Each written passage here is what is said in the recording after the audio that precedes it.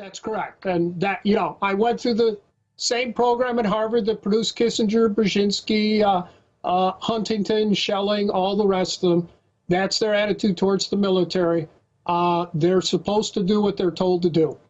And I think, at least the military understands the consequences of these decisions. Again, we had a very courageous guy like Admiral Fallon say there would be no war against Iran on his watch. Well, Mullen went over to Israel and in a public speech said, you guys staged the USS Liberty. Don't do that again. This was an incredible shot against the bow. That means the Pentagon has intel that the Likudniks are looking to stage something. That's true. I, for a period of time, was counsel to the Liberty survivors. My dad was a Marine who invaded Saipan, Tini, and Okinawa in World War II. The Marines are part of the Navy. And it's very clear Israel attacked the Liberty as part of a false flag attack. They were going to sink it and kill everyone and blame it on the Egyptians or the Syrians, the Arabs, to get us directly involved in that war.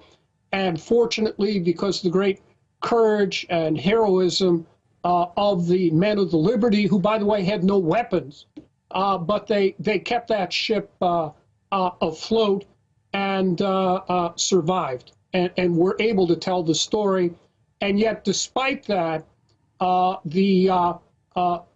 Israel and the neocons have so much power in Congress and the courts that no matter what we've tried to do to get justice for them, we've been completely shut down now since 1967. Now, I want to make it clear, I no longer represent them. They have another lawyer. He's giving it a try, but it doesn't look too good. I mean, we're talking 1967 here. This is over 45 years later. Many of these men are dying off, and I guess the theory is they'll all die off and the matter will disappear. But it was clearly a false flag attack. And President Johnson and Secretary of Defense Robert McNamara, when planes were mobilized on the Sixth Fleet to go rescue the Liberty from the Israeli attack, McNamara called them all back.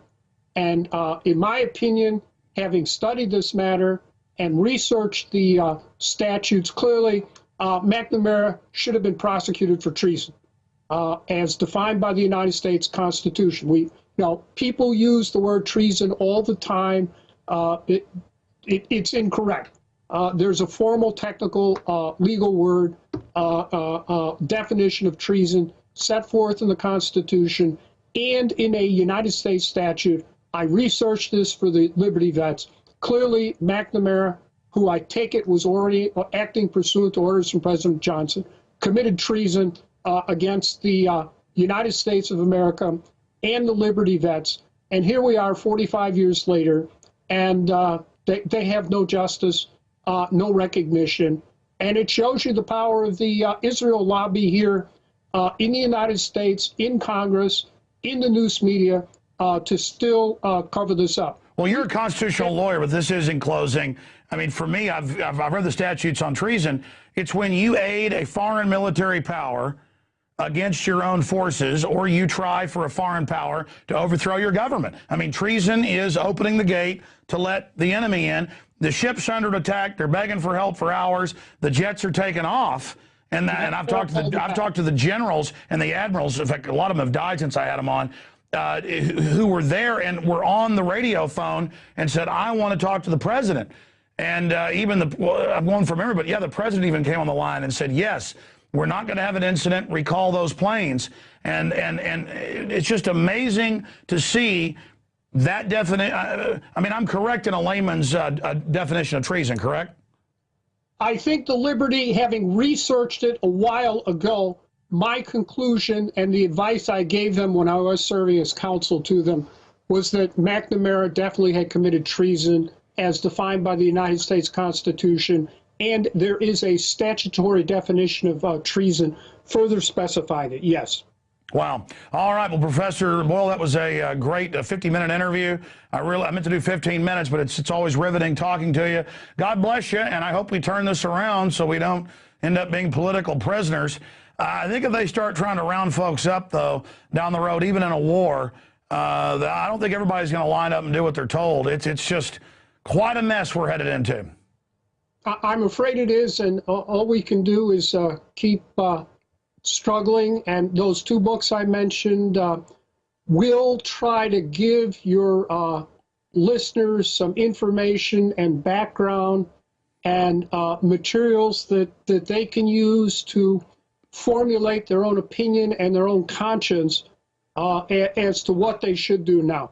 Right, because we're facing a World War III and a military police state right in the face here. And remember, there's an election in 2012.